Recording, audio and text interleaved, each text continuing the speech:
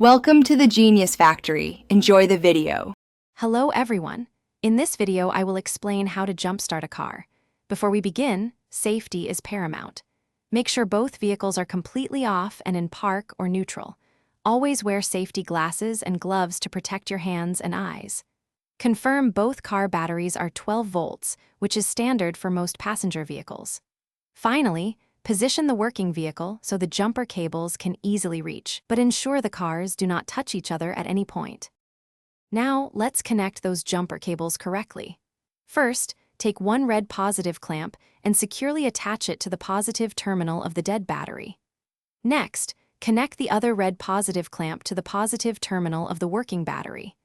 Then, attach one black negative clamp to the negative terminal of the working battery. Finally, connect the remaining black negative clamp to an unpainted metal surface on the dead car's engine block, away from the battery. With the cables properly connected, it's time to bring the dead car back to life. Start the engine of the working vehicle and let it run for approximately 5 minutes.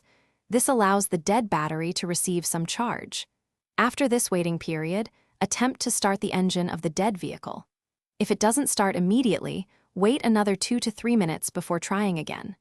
Remember, do not crank the engine for more than 10 seconds at a time. Congratulations, your car is running.